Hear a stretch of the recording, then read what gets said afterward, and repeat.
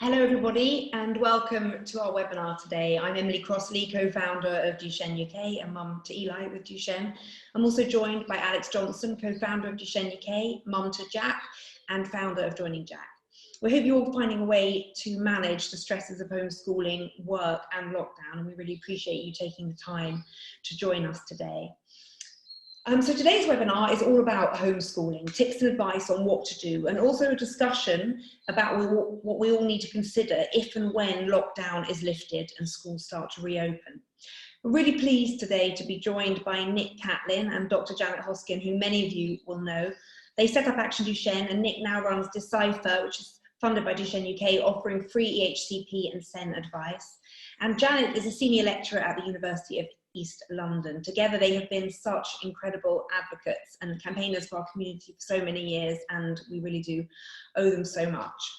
So we've had a lot of interest in today's discussion, and we're going to change the format a bit by asking people to get involved directly in the discussion. So we'll be giving you the opportunity to ask questions directly or to make a comment or share your experiences. Just make sure you press the raise your hand symbol, and you can also ask a written question too by using the Q&A button in the toolbar.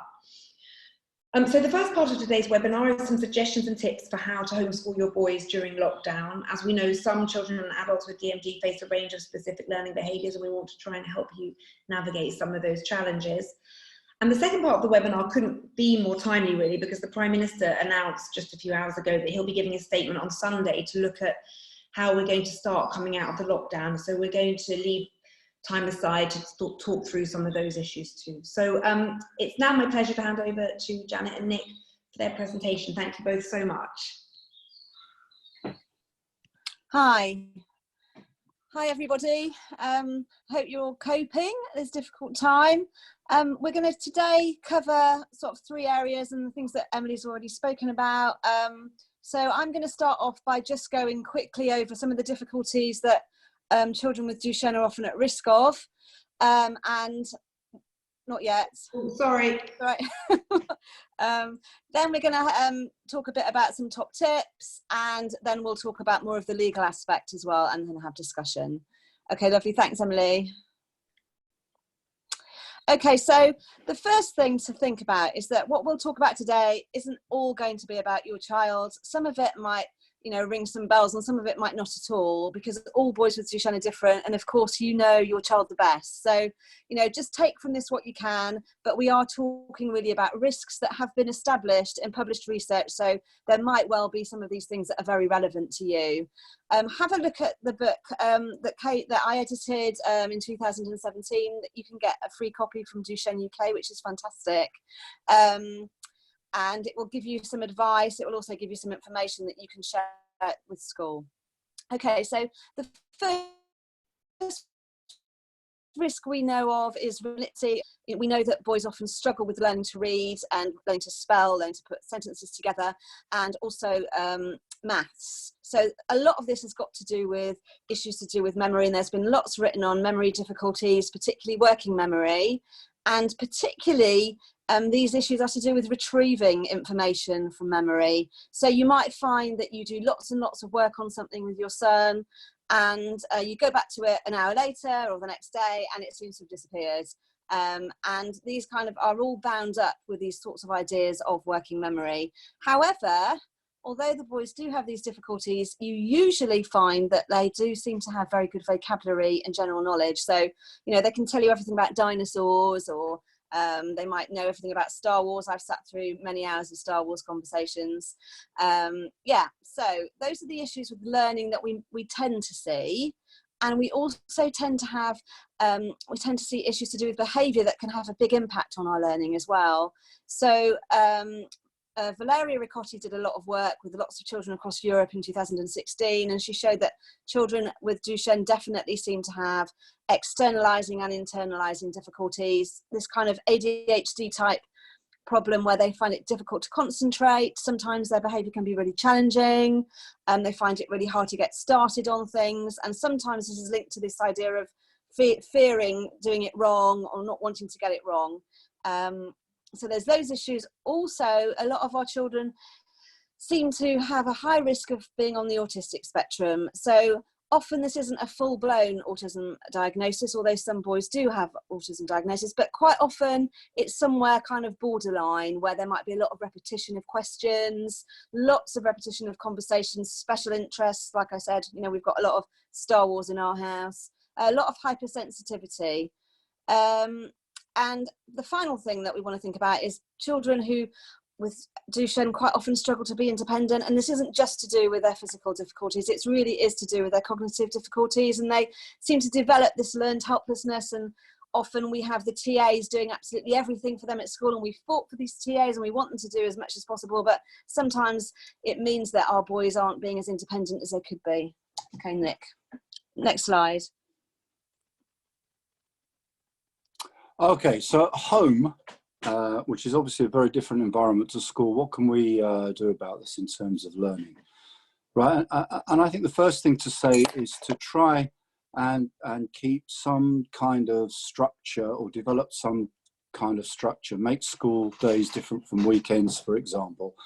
Because remember, a school environment, you know, because quite often teachers are working with 30 children in a classroom, is very, very highly structured, and teachers are, you know, spend a lot of time preparing what that school day is going to look like and what the learning outcomes are, and everything. And, you know, for us parents at home, we, you know, we're not trained teachers, we don't have that training, and all sorts of other stuff happens, you know, during the day at home that wouldn't happen at school. Nevertheless, I think try to stick to some kind of timetable. If you can, agree that the night before or the morning when you get started. Give lots of warning about what you're going to be doing. You know, don't simply launch into stuff. Use the if-then approach. This will come up a couple of times, but what I mean by that is either formally or informally start with you know, the discussion of, if you do this page of sums, then you can have 30 minutes on your Xbox. Then we're going to do 30 minutes of numeracy. Then we're going to have fish fingers for lunch. Then, and so on and so on. So that's preparing the young person to and you to have some kind of structure to what's going to happen. Now, in schools, some schools will actually create a visual timetable on that if-then principle. It would be very, very highly structured and broken down into small chunks. It might not be appropriate for your young person, and you might not want to work in that way, but having this if-then approach is really important. Reading and numeracy, lots of little and often. So the two resources that we think are the best are the Read, Write, Ink, the Ruth Misking series. You can buy these books online, and we'll give you some links, particularly for the younger kids. These you know, fantastic resource. The other resource we recommend is called IDL Literacy and Numeracy, which is an online resource, so you will need a computer to use those. But they do have, I looked this morning, they do have free trial periods. So it might, if you've never tried them, it might be something that you can get up and start with them. You can always contact me if you get stuck. These are a structured synthetic phonic approach. But also really, really, really important, find books for your child to read, to develop the vocabulary, talk about plots and characters, and so on. Use audio books. A lot of the boys, you can plug them in for an hour on an audio book story. It gives you a break, and they love them. Books, we will put up more resources, but Barrington Stoke is a great online resource for books, and also some museums now have online exhibitions. You know, a lot of the boys love, you know, history and science, and you can visit those virtually and set some tasks. Lovely. Next slide. Fab. Okay, so with regard to behaviour, I think it's really better to pick your battles if possible. So, you know, if it's not that essential that teeth are cleaned at that very moment, then I wouldn't have a massive argument about it, but that's easy to say.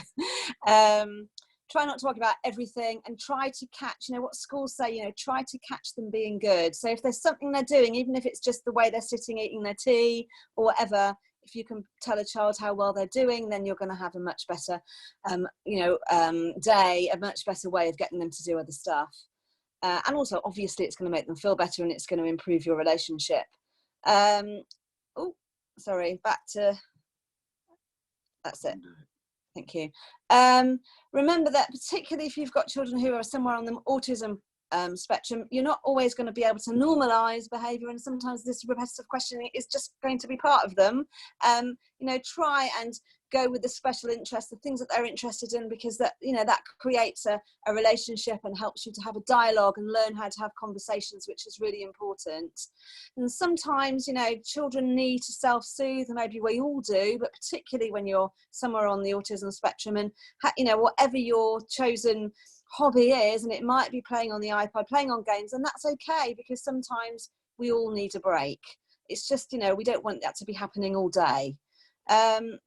If possible, as a parent, if you have a look at James Poisky's chapter in the book that we talked about at the beginning, and there's a really brilliant chapter there about behaviour, particularly if you've got a child who's very inflexible, which a lot of the boys with Duchenne often are, then seeing yourself as a coach rather than having arguments and being this person in authority is a much better way to do it. And have a look at his chapter, he just gives some good pointers there. Try and offer choices if you can. Quite often, as I said earlier, with this learned helplessness, our children don't get to make choices that other children do because other people are making it for them.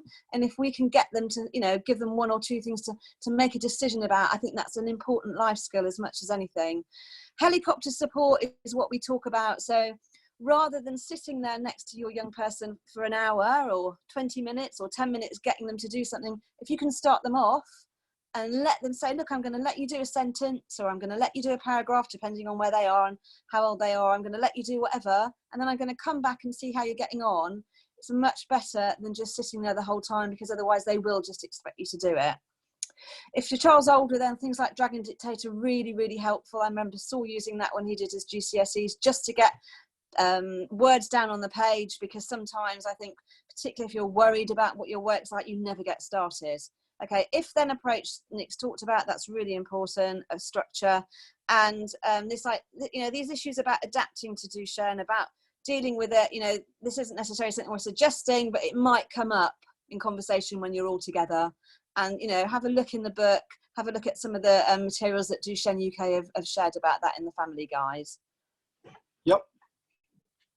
Okay, communication and interaction. The first thing is listen. And without a doubt, none of us parents, particularly when we're mega busy, take time to properly listen.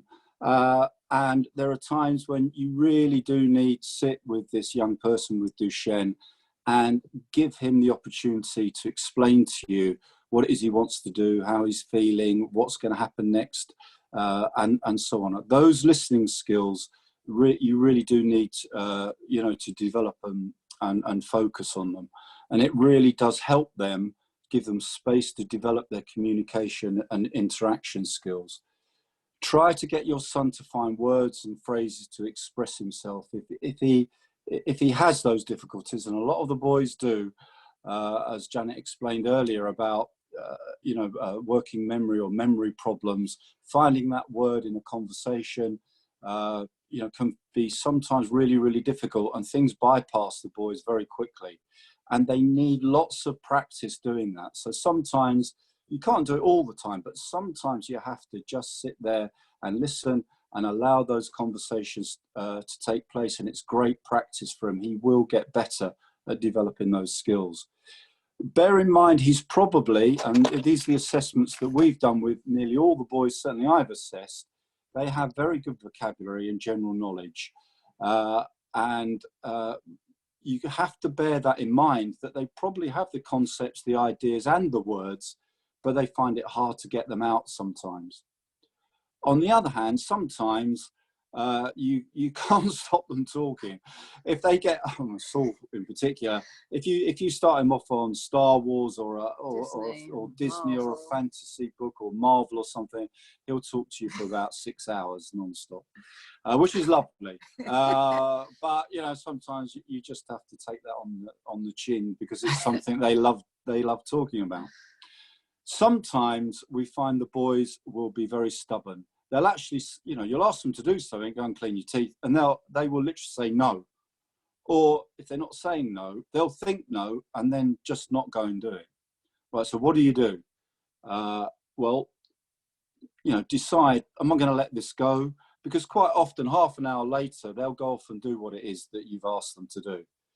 But you've got to decide, is this a battle that I want to take up? And if you know, and if it is, then you know you've got to persist with that and not take no. But sometimes you've got to be flexible yourself. How important is it? Boys are at high risk of having, you know, of not managing their emotions very well, and so in these conversations and so on, and situations, particularly with homeschooling, it can lead to meltdowns. If boys have a meltdown, let it blow out safely. And then once the kind of, as Saul once described it, my red mist has gone, then you can sit and chat, share an activity, try to avoid blame games, blaming each other or blaming someone else in the house. Move on. Always try and remember, at heart, he wants to be good. Okay. Now. Okay, education, health and care plans. Right, in the current situation, my advice would be, if your son's about to transfer or transition to either nursery, primary, secondary or college in September, then I would contact your school Senko and make sure that the education, health and care plan review takes place. I'm doing one next week, and I know other parents have had Zoom reviews, and I think it's particularly important that you get everything in place through a review of the plan, you know, ready for transition in September. You know, hopefully the lockdowns will, you know, things will have cleared a bit by then.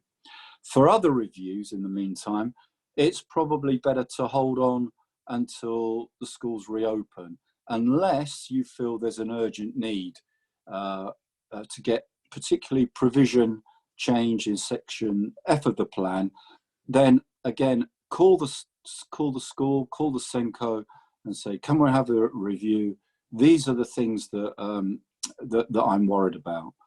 When you, just as a reminder to everybody, I know a lot of people have worked with us through Decipha, and we do have a template for you to update your you know, your response to reviews, or even if you're applying for an education, health and care plan, you know, we've got a template that you can use to write your advice. I strongly urge everybody, before they go into a review, to update, edit or write your advice on a couple of sheets size of A4 and submit that to the meeting.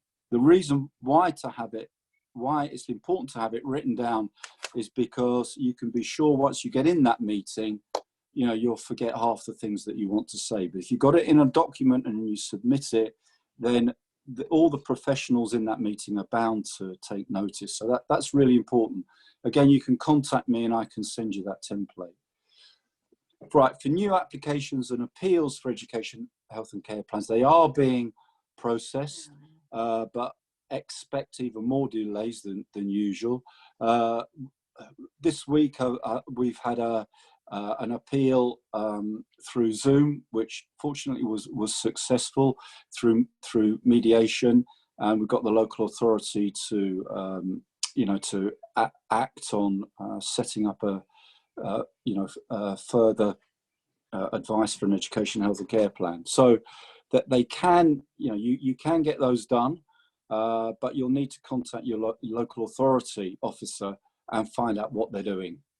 Right, the last thing I just wanted to say on this, there has been recent, in fact, this week or so, there's been an amendment by the government to the special education needs and disability legislation, and the LA's, this is under COVID, LA's need to make reasonable endeavours for education, health and care plans. That doesn't mean that everything is disapplied, far from it. All the things that are in that plan still apply, but they're kind of on a bit of elastic. They're stretching timescales, it would appear. So don't be surprised that things might take longer, and as usual, as parents, you've got to chase everybody up and make things happen. That's it, isn't it? Yep. Nick, Janet, thank you so much. That was really comprehensive, very useful and not too overwhelming, and certainly chime very strongly with some of the things we've done back at home. Whereas for us, it's all knowledge you ever would care to know about the Premiership football. Yeah, I'm literally going back decades. So, right, if anybody wants to ask a question, you can use the Q&A toolbar in Zoom, or just raise your hand, and we can come to you and you can ask a direct question. I think we're going to go first to Alex Clark, who I think has used your services, Nick, with Decipha, and actually just went through a review on Microsoft Teams. So let me just see if I can see Alex's name there. Yeah, I'm here.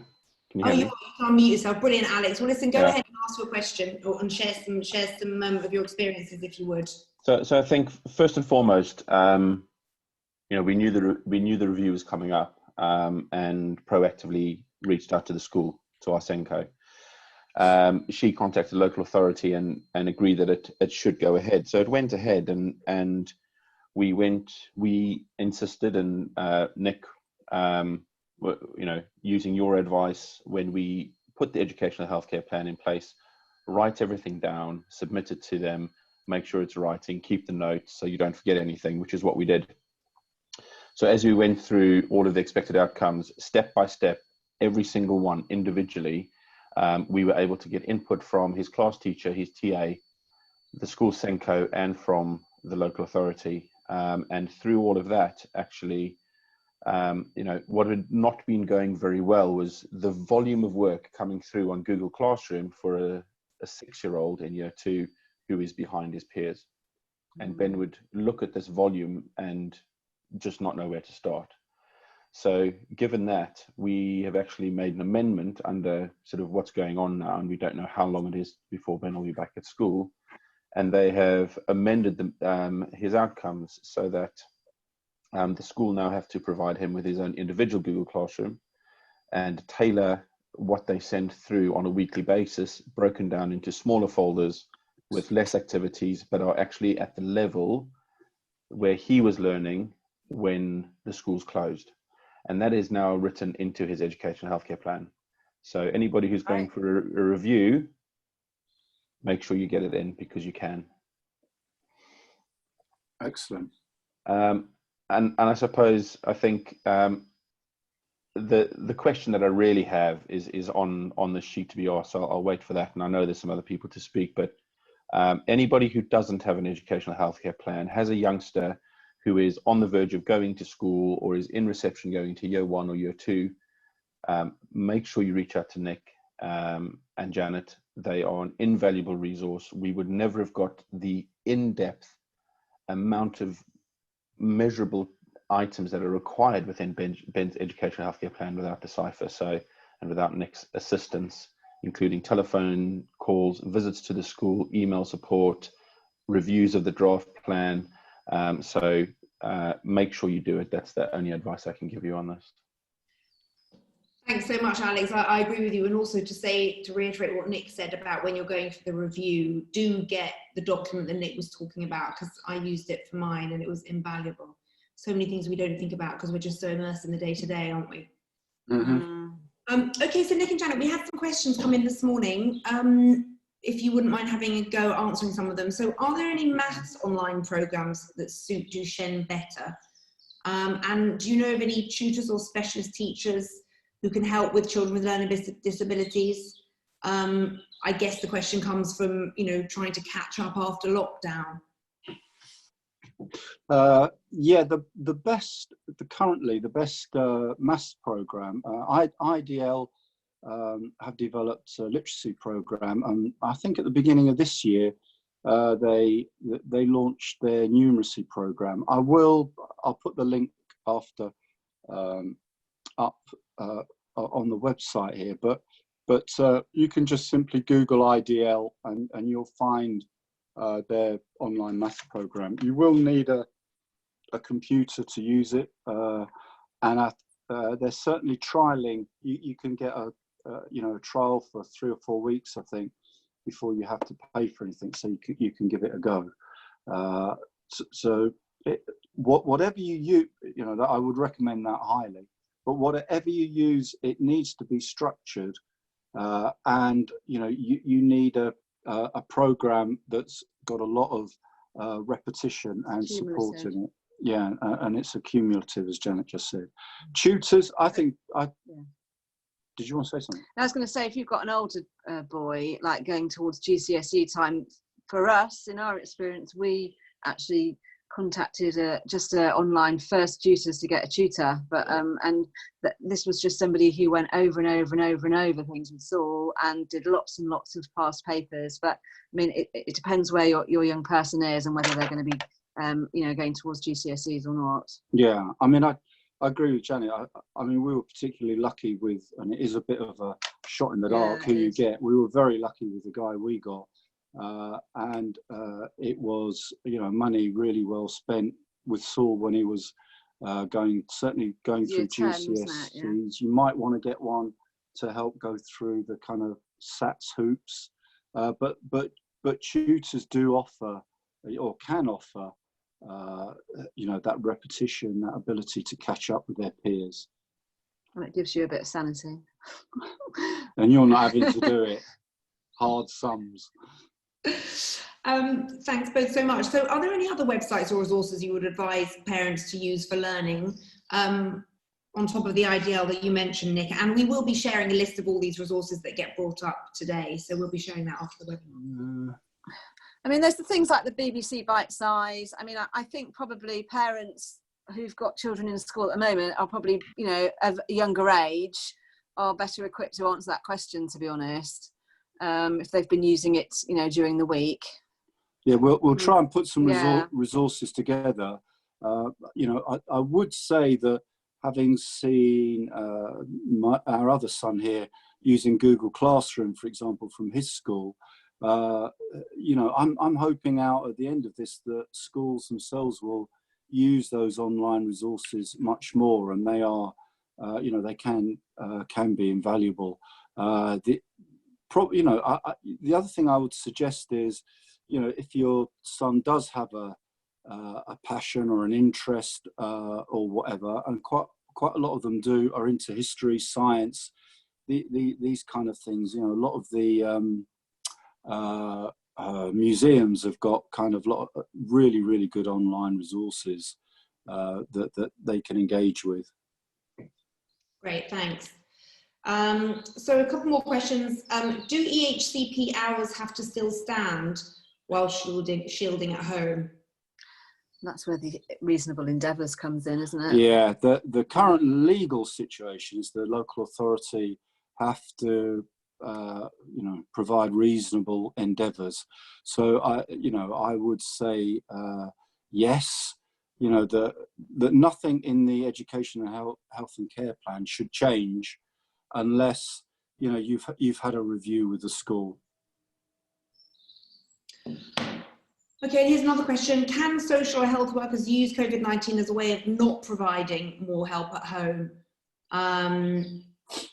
E.g., government have opened up schools for children on a plan, so it's parents' choice to keep them at home. We're not providing extra care. Governments have opened up schools. Sure, they'll say that. Yeah. I mean, this is, we're really waiting. I mean, in terms of what they've said, all we can say is what they've said in terms of the legislation so far. So in terms of education, health and care plans, as I said before, that they haven't changed any of the provision, except they're stretching the timescales. So all of that is in place. What the government is going to announce in the next week or so, which we don't know yet, obviously, but in terms of the lockdown ending, or can they go back to school, or can we keep our children at home, and what sort of extra care might they provide? I mean, this is going to be open to seeing what the government are planning. Okay, so that third question, I think we're not going to really know, are we? Other than to reiterate what Alex said, which is that he has now managed to get the HCP to reflect the changed ambitions or the changed situation because of COVID-19. So yeah, all I would say on number 3 is if your son's transitioning from year 11 into college, you absolutely have demand that education and health and care plan review. Prepare yourself, make sure that everything that you want or that you need is going to be in place if the college is open in September. Thanks, Nick. We have had a question from Stacey Bullock, who basically wanted to thank Nick for his incredible support for their kids. They also said, what strategies could you suggest for motivating a child away from TV and iPad? I think you touched on this before, Nick, but is it that sort of if-then strategy? Yeah, yes, definitely. I just want to start by saying that there's nothing wrong with the boys, playing games or using their iPad or whatever. And I know they go down these kind of tunnels of being fixated on it. But in a lot of situations, Janet described it earlier as self-soothing, and they do kind of need that.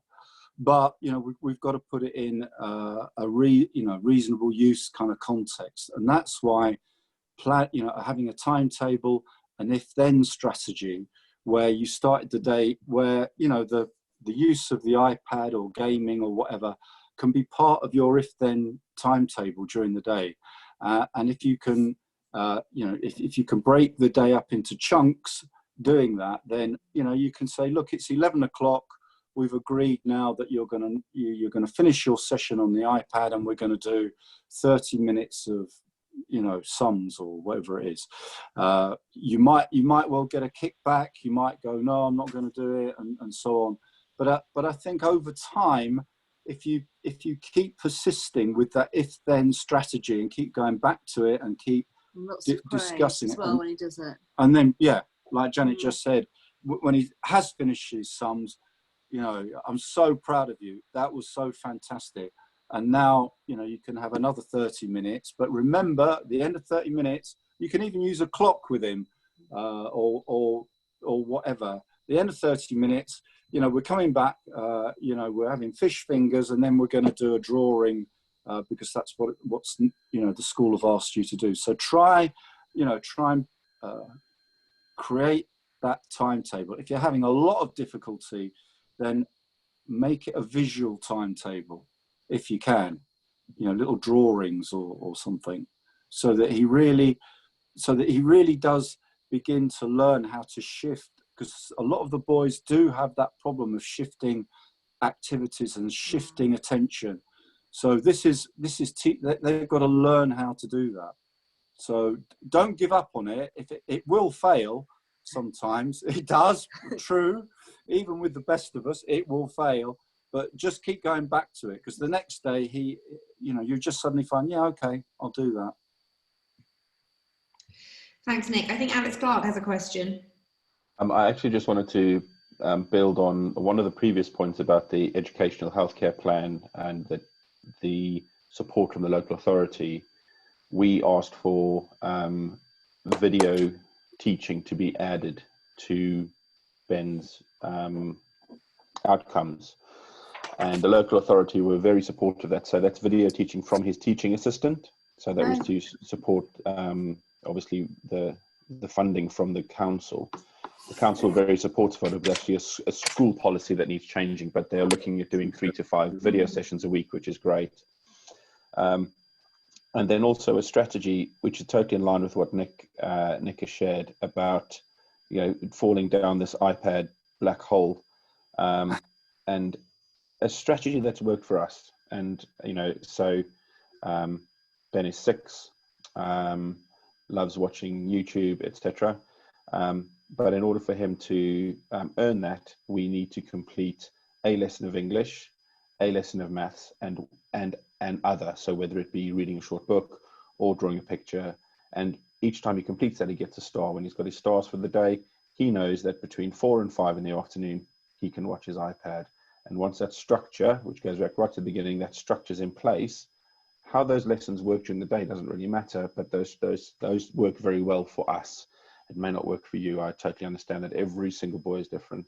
But I think for around a sort of a 5 to 7, 5 to 8-year-old, that might be something that could work. So it's really worked well for us here after a very much a trial and fail start to homeschooling, and an Ofsted rating of incompetent.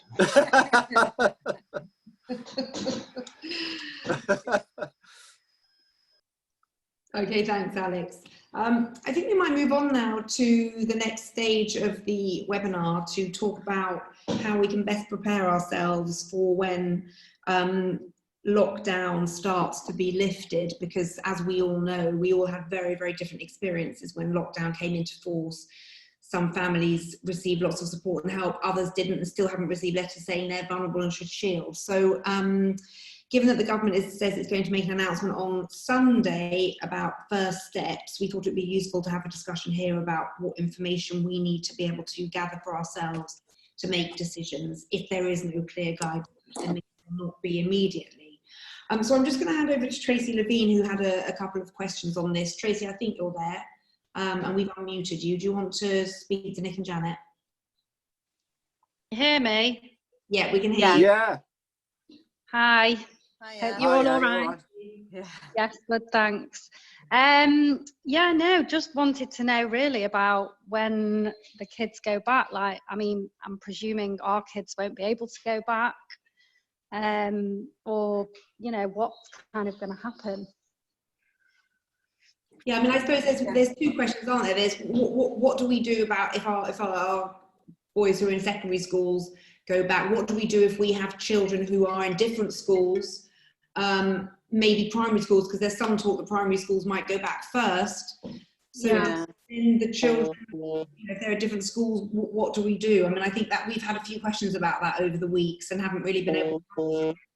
Shall we focus firstly on if we do think primary schools are going to open first, what should we do if we have siblings in the house who are at primary school and our young person is?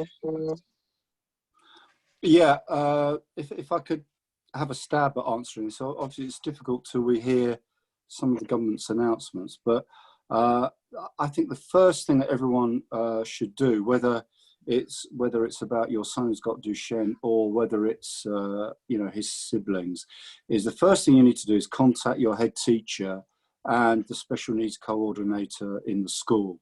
I mean, the teachers union that I'm in, the NEU, are trying to push for a national provision to be made, so that that every school should comply to whatever regulations are in place.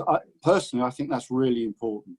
My fear is that things might be really great in one school, but a school in the next district might be doing something completely different, and so I think the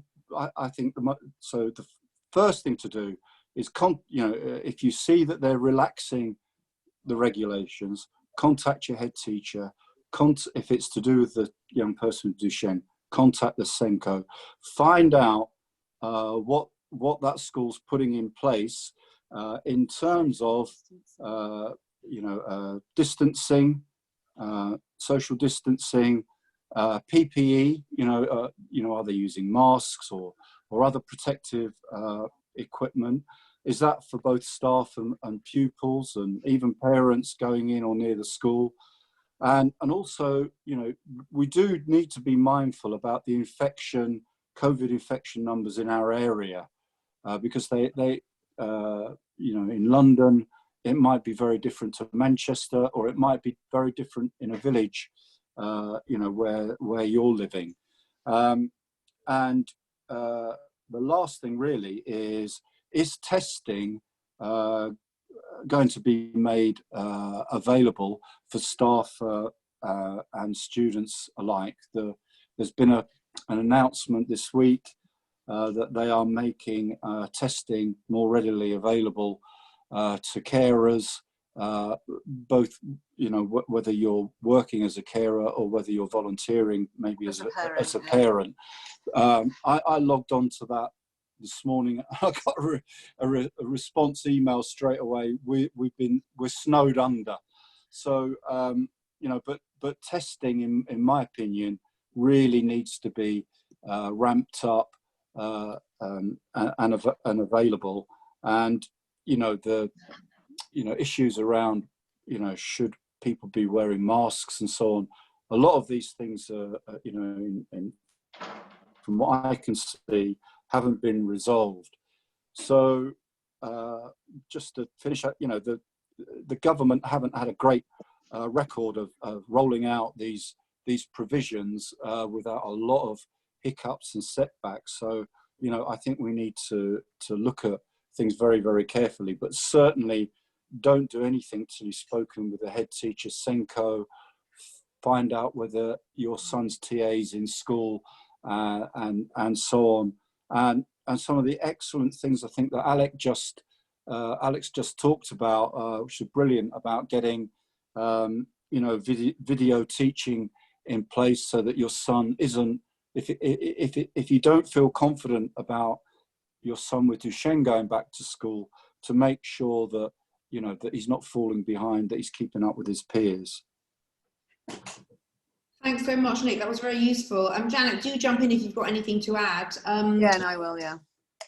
What about this issue then, Nick, of if you have siblings, say, at a primary school or something, or at a different school? I mean, if we're shielding one child, should we be keeping all the children at home? Or do you think it's a question of, again, finding out what provisions those schools are putting in place and then trying to, you know, shield within the home? Yeah, I mean, it's very difficult to answer, isn't it? And I guess everybody's going to make their own decisions, but I guess you have to take reasonable steps. Think about public transport. If older siblings go on, you know, we've got an older daughter who usually uses the tube to go to college, things like that. So, you know, there's certain things we need to put in place if she's going to go back and Saul isn't. But I guess it's contacting the head teacher of her school and finding out how they're going to be running things as well, and whether you know, what they're going to be doing to protect their vulnerable. They've got teachers that want to be protected as well, won't they? So I don't know. Have you got any thoughts? Yeah, I mean, it you know, with other siblings, it's very difficult because, you know, they are without a doubt going to be really, you know, if they can see the lockdown coming to an end, they're going to be itching to get back into school, and it seems really cruel not to let them you know, get back to school, have a socialize and get back into learning, particularly, you know, if they're heading towards examinations next year and all the rest of it. And it will, you know, what I'm trying to say really, you know, it is going to be down to individual families to, you know, to make these decisions, because we're all facing slightly different scenarios, but definitely contacting your head teacher, Senko, finding out, you know, talk to other parents if you can in your local community. You know, what's the feeling about, you know, is the government moving too fast and too quickly, because the numbers don't seem to warrant it. There's no testing. You know, schools aren't putting any social distancing or PPE and so on in place. You know, you know, we've got to test these situations. It's just very difficult, though. But it is hard. When you've got, you know, everyone else is going back and your children aren't, that becomes really problematic, doesn't it, for them? And I think people work their way up this situation of the risks, with also the risks. Falling behind at school and social isolation, which is already, you know, a big worry for our young people. I mean, Duchenne UK is in a group of charities who send weekly questions to the neuromuscular clinicians, and initially when COVID first broke, it was really about advice on steroids and other sort of medical issues. But I did actually email them with some questions about this very subject last week, because I knew that we would be approached by families asking for advice. And basically, Professor Montoni came back and said that, you know, unfortunately, although he acknowledges that this is important for families, he said we can't really give advice and we don't have a crystal ball. And he basically said that, you know, we are living in a period now of a lot of uncertainty, you know, and there is even still uncertainty about the virus, you know, about COVID-19. There's still so much they don't understand about it. And so I asked him the question about, you know, being on corticosteroids, because in April, the Association of British Neurologists updated their guidance to say that the initial fear that immunosuppressed patients may be at particular risk is potentially less of a concern, although it would be premature to relax measures intended to reduce viral transmission. So I think what Francesco said off the back of that was that they erred on the side of caution. So whilst they don't know exactly what the effects of being on corticosteroids might be for the immune system, they erred on the side of caution to say that we must shield the vulnerable. So I don't think we're going to be able to get much guidance or advice from the clinicians. And I think what Nick and Janet have just said is exactly right, that it's going to boil down to a decision made by each family. And we just have to do all we can to educate ourselves about what we're sending our children into. Before we make any decision. I mean, Alex Johnson, you're listening to all this. Is there anything that you'd like to add or say? No, I mean, I think these discussions have been really, really good, and I think it is going to be a very difficult decision when it comes to about sending the kids back to school. And I think, like everybody has said, it's going to have to be, you know, you're going to have to look at your own child's health, because I think with Duchenne, it's a disease where you know, there's a spectrum of underlying conditions, so every child and adult with Duchenne is completely different, and I think it really is going to be an individual decision. I think it's been interesting listening to Janet and Nick, because I think one thing this lockdown has taught me is I have learned a lot about my son that I actually never realised. I think it has been a massive learning experience for me. I would actually say my son is the ultimate blagger. I would agree. His vocabulary is amazing. You can talk to Jack about anything and you will not realise there is a problem. Trying to get Jack to put something down onto a piece of paper is like a mission impossible. So I can completely identify with that. And I think for me, the biggest alarm bell is how unindependent he is and how much he relies on his teaching assistant. I would go as far as to say he has that teaching assistant wrapped around his little finger. I think she's writing everything for him. And I think one thing when he does go back to school is I want to sort of put into his EHCP that he has to be made to be more independent and not so reliant on her to do his work, because if he doesn't understand something, the first thing he does is, oh, my hand's hurting, I can't write this, Mum, will you write it? And I appreciate at the end of the day on a Friday afternoon, yeah, he probably is tired and can't write, but not first thing on a Monday morning. That is his strategy for getting out of things. So yeah, I have been learning a lot. I think one of the hardest things I've found is as well how the schools are currently communicating with us. We have an app called EduLink in which they send all the work, but he gets a piece of work set for every single lesson he would be in school, but they don't just send one resource. You'll get a lesson plan, You'll get a PowerPoint where he's got to kind of try and learn what he would have learned in lesson. Then he has the sheet with the piece of work on, and then he might have something where he's got to log on to another website. And I think for Jack, yeah, exactly, coordinating all of those resources, it confuses him. It lands him in this massive meltdown of I cannot cope with all this. So I think, yeah, I am going to speak to his school following this. I liked Alex's comment about trying to get the TA to do some video sessions with him. I think that would be good. So yeah, it's just been interesting listening to all these discussions and realising I'm not alone. So thank you. Thanks, Alex. We just actually had a comment from Vicky Richardson. Vicky, I hope you don't mind if I come to you and ask you to elaborate on it, but you helpfully said that you spoke to your clinician and she was very helpful and gave you some tailored information and advice about how you manage in lockdown. Would you mind just giving us a little bit more detail on that? Yeah. Can you hear me? I think I've unmuted. Yeah. So we've obviously Zach's 17, and he has gone through he was very independent before all of this. He would go to the shop himself. He was out and about with his PAs, and then all of a sudden overnight, life changed for him. He hasn't got the understanding really to realise why, even though we're trying to explain. So his mood really took a dip to the point that we actually were really worried. So I spoke to one of the clinicians at Newcastle. It was Michaela I spoke to.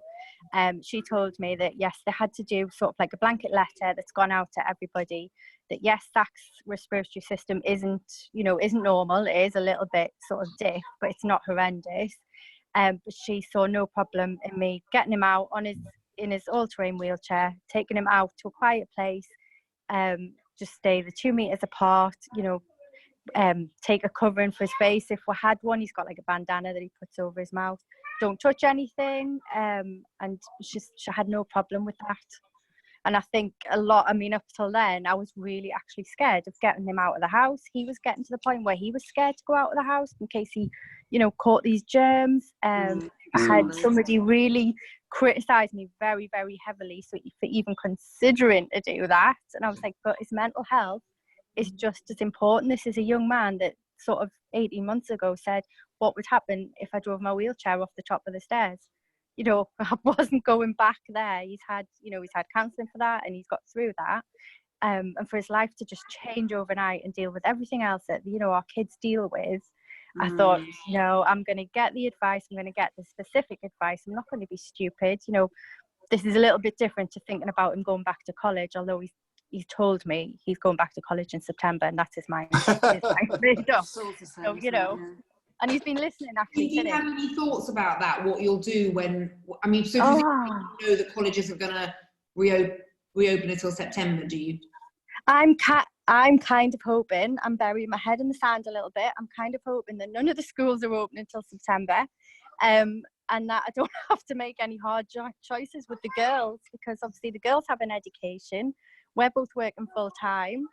It's kind of, who do you put first in these situations? And I do, from a social care point of view, I think the government cannot expect, I think Nick saw the comment on Twitter this morning, but the government can't expect us to just shield this group of people until there's a vaccine without giving anything else, any advice, any structures, anything to help us. We've got no PAs coming in or out at the minute. It's just not feasible when you take everything else into account. Well, thanks very much. Yeah, thanks for sharing that. So I think all the questions that have come in have been answered, and we're sort of getting to the end of time now for this webinar. Nick and Janet, is there anything you'd like to add, having heard everything? You've been so fantastic in giving us your expertise and insight into these issues, but anything to add or to end with? Can I just say, I would just say, hang in there, and you're doing amazingly, everybody. And this is something that we never have expected to happen. And it's just amazing that you're here, you're joining this webinar, you're sharing experiences, and that's amazing. Yeah, I would just say, don't beat yourself up when things are not going quite quite to plan, because quite often that they don't, and celebrate all the successes, massively. I think on school opening, we really, really, really do need a national policy, a national provision from the government. And just to say that, do check out the my union, which is the National Education Union. They are campaigning and have sent letters to the government to suggest that they do this, and that we don't get I think what Vicky said, kind of a dribble back to bits and pieces of education where it's not, where things are not properly in place. There's no testing, there's no PPE. We really, really don't want that. We do want the schools open, but I really think it's got to be done properly. Thanks very much, Nick, and thanks so much, Janet. And we will, as Duchenne UK, continue to ask these questions. We'll continue to ask some of the clinicians. We'll continue to try and find out for you all what the latest advice is, and share that information as soon as we have it. So I think that brings us to the end of this webinar. We'll just finish off with our useful resources that we share each time. And if you have any ideas or suggestions for future webinars, then do please get in touch at support@duchenneuk.org. In the meantime, we really hope you're all staying safe and well. And as Nick and Janet said, well done. We are facing extraordinarily challenging times as a community. And the more we can come together and help each other, the better it is that we'll get through it. So thank you all so much indeed. And stay safe and well. Bye-bye. Thank you. Cheers. Thanks, Emily. Bye.